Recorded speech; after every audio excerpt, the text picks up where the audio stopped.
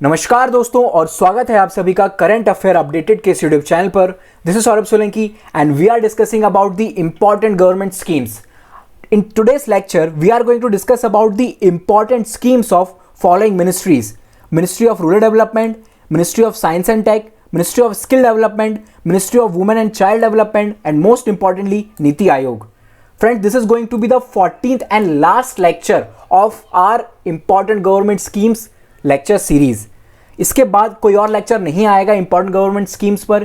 इसी लेक्चर के साथ आपकी सारी इंपॉर्टेंट गवर्नमेंट स्कीम्स कवर हो जाएंगी और आप एग्जाम के लिए प्रिपेयर्ड हो जाओगे पूरी तरह से।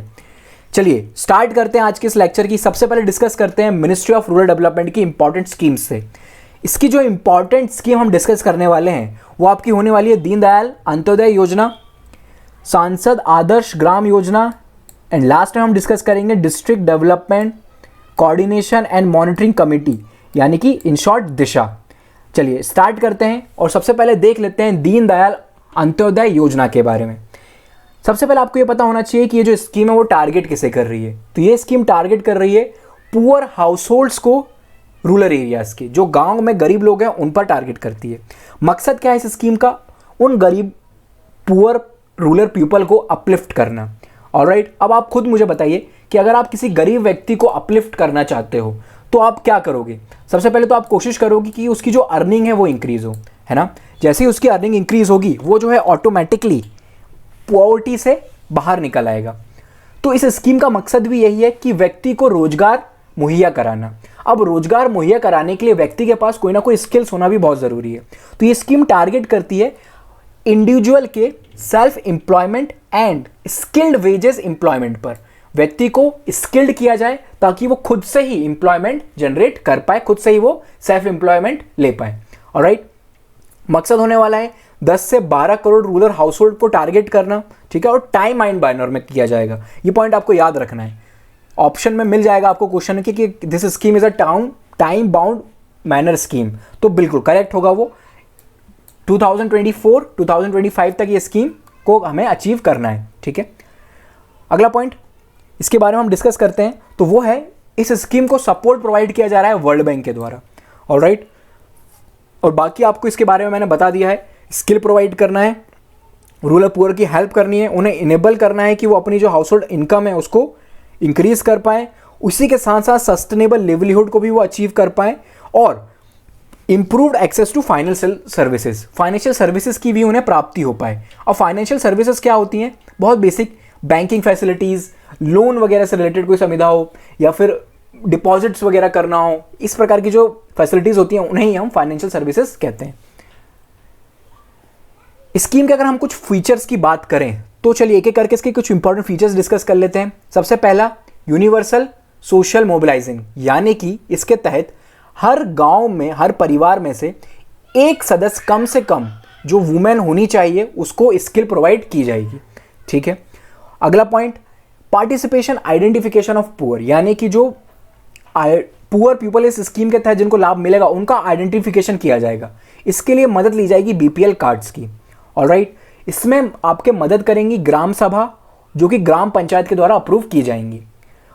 अगले पॉइंट की हम बात करते हैं तो कम्युनिटी फंड बनाया जाएगा जिसके तहत इस सुविधा, इस पूरी स्कीम में जो फंड है जो निकाला जाएगा वो उसी फंड से निकल कर आएगा। ऑलराइट, फिर अगला पॉइंट है फाइनेंशियल इंक्लूजन प्रोवाइड किया जाएगा इस स्कीम के तहत, जो हम डिस्कस कर चुके हैं। लिटरेसी दी जाएगी, फाइनेंशियल लिटरेसी में और भी बहुत सारी चीज़ें आती हैं, जैसे कि आपके पास जो पैसा है उसको आपको कैसे मैनेज करना है, सही तरह से कहाँ इन्वेस्ट आप कर सकते हो, ये सारी सुविधाएं भी लोगों को दी जाएंगी। चलते हैं आगे और डिस्कस करते हैं हमारी अगली इंपॉर्टेंट स्कीम को, जो कि है सांसद आदर्श ग्राम योजना। स्कीम का बेसिक समझिए आप। मकसद है कि ग्राम्स को, जो आपके रूरल विलेजेस होते हैं, उन गांव्स को आपको डेवलप करना है, ठीक है। अब इसके लिए आप कौन सा मैकेनिज्म अडॉप्ट कर रहे हो? तो देखिए, सांसद का मतलब होता है एमपी, यानी कि मेंबर ऑफ पार्लियामेंट। तो मेंबर ऑफ पार्लियामेंट की ये जिम्मेदारी होगी कि वो किसी भी ग्राम को जो है वो गोद ले सकता है, किसी भी गांव को वो गोद ले सकता है और वहां पर उसको डेवलपमेंट के काम करने होंगे। ऑलराइट, अब इसमें कौन कौन सी सुविधाएं जो हैं वो लोगों को दी जाएगी स्कीम के तहत? तो देखिए, बेसिक जो भी एमिनिटीज़ होती हैं जैसे कि higher productivity, enhanced human development, better livelihood opportunities, ये सारी सर्विसेज प्रोवाइड करने की कोशिश की जाएगी। कैसे काम करेगी ये स्कीम? तो देखिए, आपके जो एमपीज होते हैं वो 3 प्रकार के एमपीज आपकी लोकसभा और राज्यसभा में होते हैं। पहला जो एमपी होते हैं वो लोकसभा में होते हैं, ठीक है। फिर राज्यसभा के भी एमपीज होते हैं, और तीसरे प्रकार के एमपीज होते हैं जो कि नॉमिनेटेड होते हैं, ठीक है ना। अब नॉमिनेटेड एमपी दोनों में होते हैं, लोकसभा में भी होते हैं और राज्यसभा में भी नॉमिनेटेड एमपीज होते हैं। तो जो लोकसभा के एमपीज हैं वो क्या कर सकते हैं, वो जिस भी कॉन्स्टिट्यूएंसी से चुनकर गए हैं लोकसभा में, वहां से उसी कॉन्स्टिट्यूएंसी का कोई भी ग्राम पंचायत को ले सकते हैं, उसको गोद ले सकते हैं और उसके डेवलपमेंट काम उसमें कर सकते हैं। ऑलराइट। राज्यसभा के एमपी क्या कर सकते हैं, वो जिस स्टेट से चुनकर गए हैं उस स्टेट में किसी भी गांव को वो चुन सकते हैं, उसको गोद ले सकते हैं और उसके डेवलपमेंट काम को स्टार्ट कर सकते हैं। थर्ड, जो कि नॉमिनेटेड मेंबर्स हैं लोकसभा और राज्यसभा में, वो एमपी पूरे देश में से किसी भी एक गांव को चुन सकते हैं और उसके डेवलपमेंट काम्स को कर सकते हैं, ठीक है। तो समझ में आया आपको किस प्रकार से तीनों लेवल पर अलग अलग जो एमपीज होंगे वो सेलेक्ट कर सकते हैं। ऑलराइट। तो इस प्रकार से पूरी स्कीम काम करेगी। और कुछ हम इसके फीचर्स की बात करते हैं तो the MP will identify a gram panchayat from a near by rural consistency. अब ये कब किया जाएगा, अगर मान लीजिए कि कोई रूरल, अगर गांव में हैं आप, तो आपके पास गांव के आपके बहुत सारे ऐसे एरियाज हैं जहां पे आपको पता होता है कि यार इस जगह पर जो है हमें डेवलपमेंट के काम कर सकते हैं, ये गांव जो है वो काफ़ी ज़्यादा पिछड़ा हुआ है। लेकिन मान लीजिए कि अगर आपकी कॉन्स्टिट्यूएंसी में कोई ऐसा गांव है ही नहीं, फिर आप क्या करोगे, तो जो एमपी है वो उसके पास वाली कॉन्स्टिट्यूएंसी से भी कोई भी गाँव चुन सकता है। ऑलराइट। अगला पॉइंट है, इसको इंप्लीमेंट करने के लिए विलेज डेवलपमेंट प्लान प्रिपेयर किया जाएगा, किसकी मदद से, ग्राम पंचायत की मदद से, ठीक है। फिर हम डिस्कस ऑलरेडी कर चुके हैं इस स्कीम के कुछ इंपॉर्टेंट फीचर्स की, और इसमें क्या क्या प्रोवाइड किया जाएगा। तो पीपल्स के पार्टिसिपेशन को ध्यान में रखा जाएगा, अंत्योदय यानी कि स्किल डेवलपमेंट किया जाएगा लोगों का, gender equality, dignity of women, इसको भी इंश्योर करने की कोशिश की जाएगी, social justice, spirit of community services, alright, इस पर फोकस किया जाएगा, cleanliness, eco friendliness, maintaining ecological balance, फिर peace and harmony, mutual corporation, self reliance, local government, transparency and accountability in public life, इन सारी चीज़ों पर ध्यान दिया जाएगा। बहुत बेसिक सी चीज़ें याद रखिएगा। चलते हैं आगे और डिस्कस करते हैं अगली इंपॉर्टेंट स्कीम के बारे में, जो कि है district development coordination and monitoring committee, जिसे हम शॉर्ट में दिशा के नाम से जानते हैं। मकसद क्या है इस स्कीम का? देखिए, अभी क्या होता है, स्टेट और सेंट्रल के द्वारा, सेंट्रल और स्टेट के द्वारा अलग अलग स्कीम चलाई जाती हैं जो कि डिस्ट्रिक्ट के डेवलपमेंट पर फोकस करती हैं, ठीक है ना। सेंट्रल गवर्नमेंट जो है वो भी अपनी कुछ स्कीम्स चलाता है जिसमें वो कोशिश करता है कि एक डिस्ट्रिक्ट का डेवलपमेंट किया जाए, और वैसे ही स्टेट गवर्नमेंट भी उन स्कीम्स को चलाता है। अब होता क्या है कि कई बार इनके क्लैशेज आते हैं, दोनों स्कीम आपस में टकराती हैं, एक हार्मनी नहीं बन पाती है दोनों के बीच। तो इसकी मदद से, इस स्कीम की मदद से, दिशा की मदद से एक कोऑर्डिनेशन डेवलप किया जाएगा स्टेट और सेंटर के बीच में, ठीक है। इसमें कौन कौन से लोग होंगे, इस स्कीम का पार्टिसिपेशन कौन कौन लोग करेंगे? तो देखिए, यहां पर जो पार्लियामेंट के रिप्रेजेंटेटिव हैं उस डिस्ट्रिक्ट के, वो इसके मेंबर रहेंगे। मान लीजिए ये डिस्ट्रिक्ट है आपकी, ठीक है ना, हमने एक कोई डिस्ट्रिक्ट ले ली, यहाँ पे हो सकते हैं कि एमपीज हों कुछ इस डिस्ट्रिक्ट में जो चुनकर गए हों, ठीक है, साथ ही साथ कुछ एमएलएज भी हों वो भी चुनकर गए हों, और जो लोकल बॉडीज़ होती हैं उनके जो रिप्रेजेंटेटिव होते हैं, उनके जो हेड होते हैं वो भी यहाँ पर हो सकते हैं। तो इन सभी का मिलाकर ये पूरा एक बोर्ड तैयार किया जाएगा। अब इस बोर्ड को चेयर किसके द्वारा किया जाएगा? देखिए, जो भी व्यक्ति उस डिस्ट्रिक्ट से मेंबर ऑफ पार्लियामेंट है लोकसभा में, उसको चेयरपर्सन अपॉइंट किया जाएगा। अगर एक से ज़्यादा मेंबर ऑफ पार्लियामेंट है उस डिस्ट्रिक्ट में, तो जो भी senior most member of parliament होगा उसको उस डिस्ट्रिक्ट बोर्ड का चेयरमैन नियुक्त कर दिया जाएगा।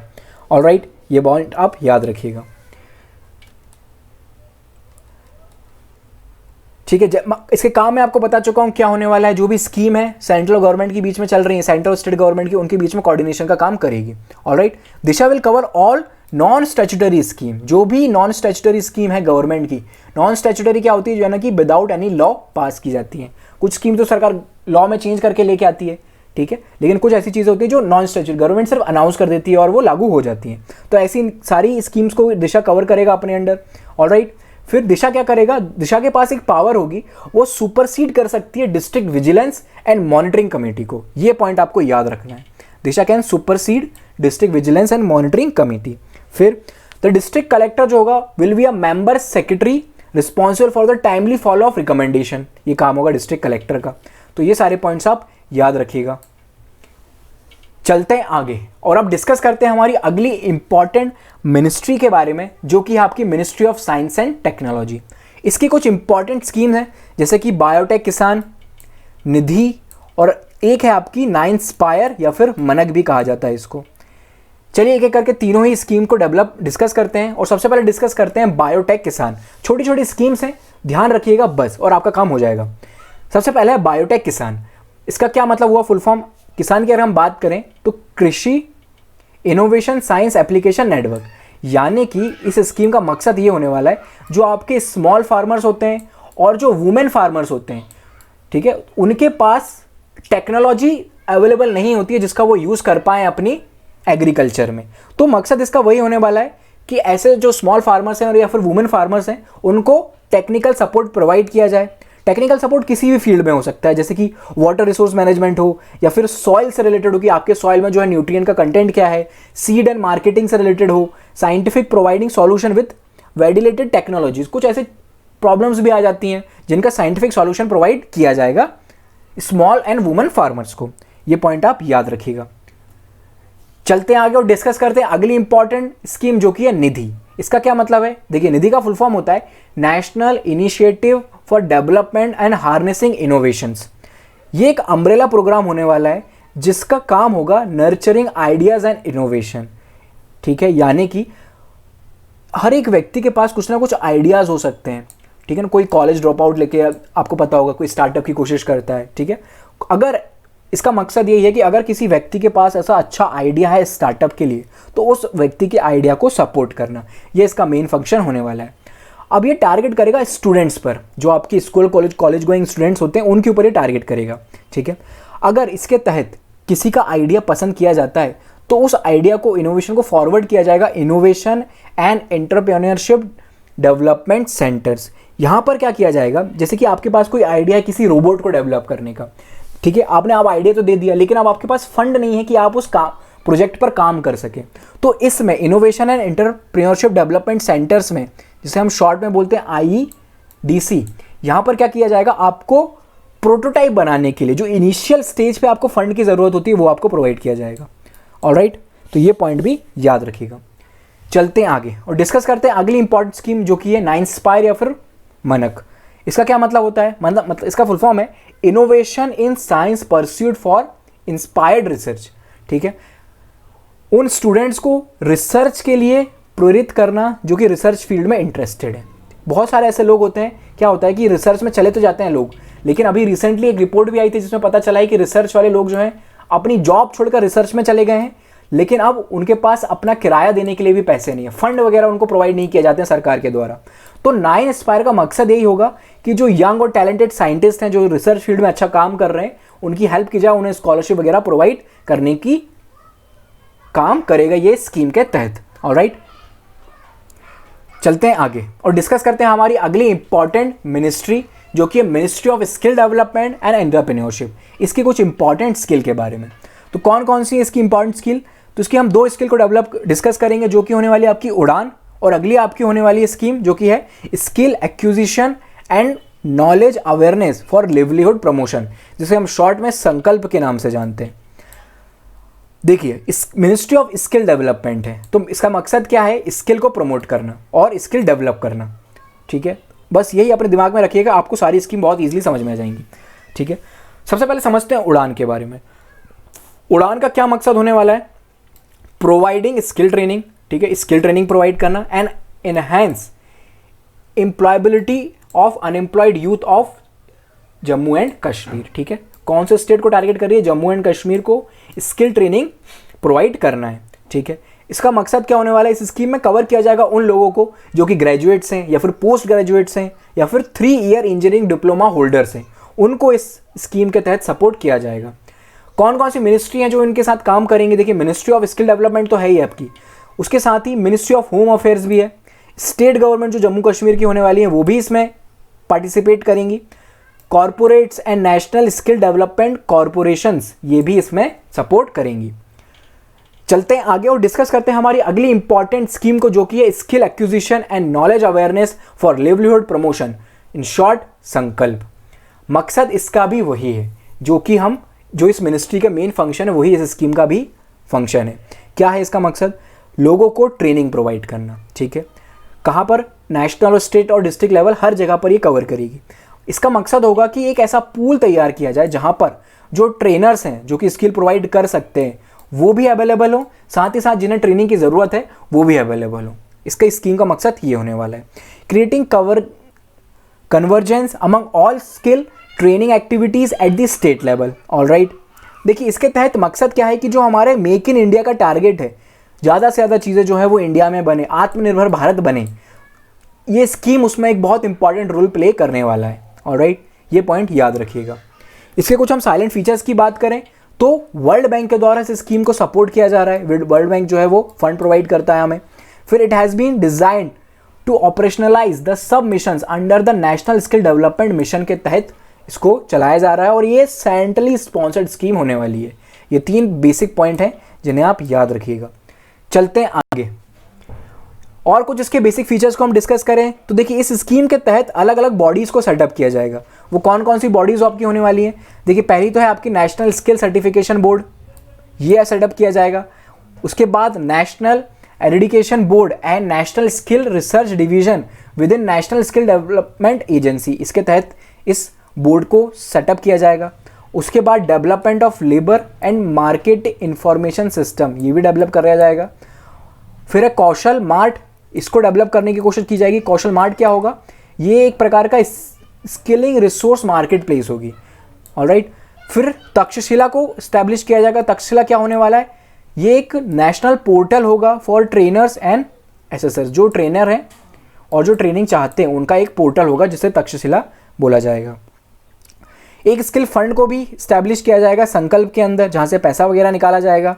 और इंडिया इंटरनेशनल स्किल सेंटर भी तैयार किए जाएंगे जिनका क्या मकसद होगा कि जिन बच्चों को ट्रेनिंग दी गई है, जिन लोगों को ट्रेनिंग मिली है, वो इस प्रकार से काम सकें कि उनको ओवरसीज़ प्लेसमेंट भी मिल पाए। ठीक है, ये भी इसका मकसद होने वाला है। ओवरसीज़ प्लेसमेंट यानी बाहर जाकर काम कर पाए, वो सिर्फ इंडिया में नहीं, इंडिया से बाहर भी। ठीक है, चलते हैं आगे और डिस्कस करते हैं हमारी अगली इंपॉर्टेंट मिनिस्ट्री को, जो कि है ministry of women and child development. देखिए इसकी कुछ 3 इंपॉर्टेंट स्कीम है। कौन कौन सी है? पहली आपका पोषण अभियान, फिर है आपका प्रधानमंत्री मातृ वंदना योजना, और उसके बाद है इंटीग्रेटेड चाइल्ड डेवलपमेंट स्कीम। ठीक है, ये 3 इंपॉर्टेंट स्कीम है ये पूरे मिनिस्ट्री की, जो आपको याद रखनी है इनके बारे में, और बहुत बेसिक सी हैं। देखिए पोषण अभियान, मकसद इसका क्या है? नेशनल न्यूट्रिशन स्ट्रेटेजी जो है वो पूरा रोड मैप तैयार करेगी national nutrition mission. National nutrition mission जो है यही पोषण अभियान भी है। ठीक है ना, सेम है दोनों चीज़ें, कंफ्यूज मत होइएगा। ये एक फ्लैगशिप प्रोग्राम होने वाला है ministry of women and child development का। इसके साथ कुछ अदर मिनिस्ट्रीज भी हैं जो पार्टिसिपेट करेंगी इसमें। कौन कौन सी है? Ministry of drinking water and sanitation, जिसे हम मिनिस्ट्री ऑफ जल शक्ति कहते हैं अब।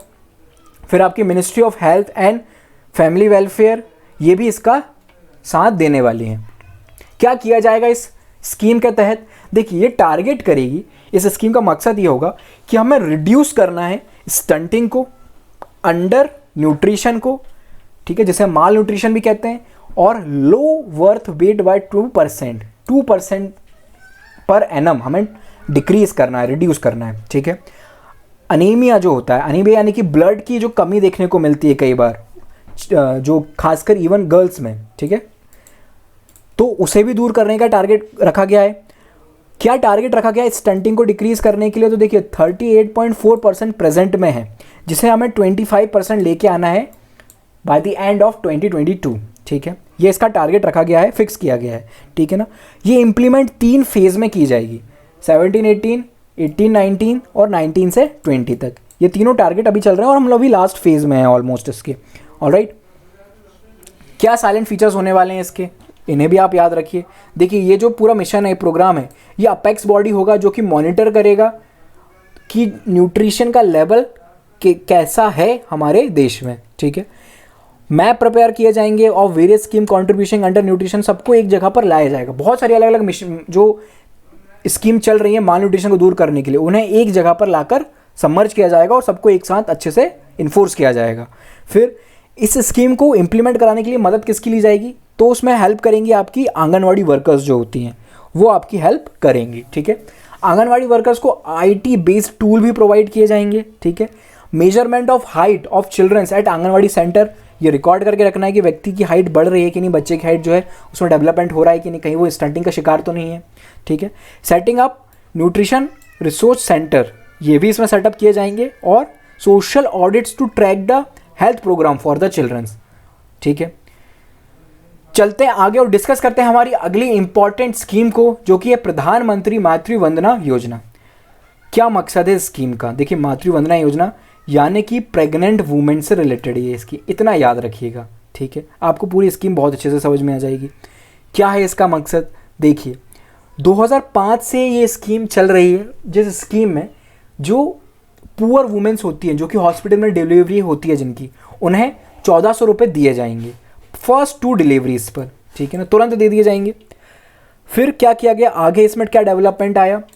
फिर 2013 में जो आपका नेशनल फूड सिक्योरिटी एक्ट है वो आता है, और इसमें बोला जाता है कि ऐसी वुमेन्स जो कि प्रेग्नेंट हैं, उन्हें उनके इररिस्पेक्ट ऑफ देयर इनकम स्टेटस, कोई फ़र्क नहीं पड़ता कि उनका इनकम स्टेटस क्या है, उन्हें 6000 रुपये तक की फाइनेंशियल सपोर्ट प्रोवाइड किया जाएगा। ये बात की गई नेशनल फूड सिक्योरिटी एक्ट में।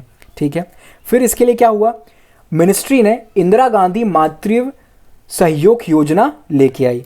इसका मकसद क्या था? जो आपकी प्रेग्नेंट वुमेन्स और लैक्टेटिंग मदर्स हैं उनको सपोर्ट किया जाए, उनको सपोर्ट प्रोवाइड किया जाए, मैटरनिटी बेनिफिट जो होते हैं वो प्रोवाइड किए जाएं। ठीक है, फिर आगे चल के ये जो स्कीम है इंदिरा गांधी मातृ सहयोग योजना, इसी को और डेवलप कर दिया गया और इसका नाम रख दिया गया प्रधानमंत्री मातृ वंदना योजना। तो ये डेवलपमेंट हुआ इस स्कीम का, किस प्रकार से डेवलप हो गया ये स्कीम। ठीक है, इस स्कीम में कैश इंसेंटिव प्रोवाइड किए जाएंगे प्रेग्नेंट और लैक्टेटिंग वुमेन्स को। ठीक है, फिर क्या होगा? देखिए, कई बार क्या होता है कि जब प्रेग्नेंट वुमेन्स होती हैं तो वो काम पर नहीं जा पाती हैं अपने फाइनल जब टाइम होता है उनका डिलीवरी का, उसके टाइम पर, तो वेज लॉस होते हैं। इसीलिए उनको सपोर्ट प्रोवाइड किया जाए फाइनेंशियल, ताकि उनके ऊपर कोई बर्डन ना आए किसी भी प्रकार का। फिर क्या होता है, उनकी हेल्थ पर इम्प्रूवमेंट किया जाए, और न्यूट्रिशन जो डिमांड होती है एक प्रेग्नेंट महिला की वो ज़्यादा होती है, तो उसे भी पूरा करने की कोशिश की जाएगी इस एक्स्ट्रा फाइनेंशियल सपोर्ट के थ्रू।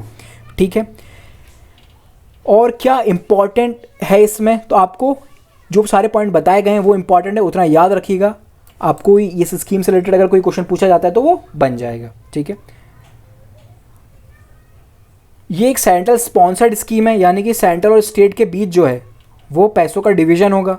ठीक है, सेंट्रल के बीच में 60 और 40% का डिवीजन होगा अगर जो हमारे नॉर्मल स्टेट हैं वो, और यूटीज़ के बीच में कितना रहने वाला है, तो 90 और 10 रहने वाला है। ठीक है,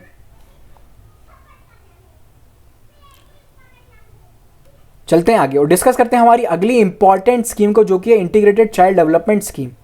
ये स्कीम का मकसद भी जो है वो मिलता जुलता ही है। ठीक है, लेकिन इसमें क्या किया जाएगा, इसमें nutrition, immunisation and preschool education provide की जाएगी बच्चों को। ये जो है इंटीग्रेटेड है। ठीक है ना, समझिए आप, तीनों चीज़ों को मिला दिया गया। न्यूट्रिशन डिमांड तो पूरी करनी है बच्चों की उनके इनिशियल लाइफ स्टेजेस में, उसके साथ ही साथ इम्यूनाइजेशन, उनके जो टीका वगैरह लगना है उसको भी कवर किया जाएगा, और प्री स्कूल की जो एजुकेशन है, ठीक है, स्कूलिंग से पहले की जो प्री एजुकेशन, केजी स्कूल्स वगैरह जैसे किंडर गार्डन्स कहते हैं, वो जो स्कूल एजुकेशन है वो उन्हें प्रोवाइड की जाएगी।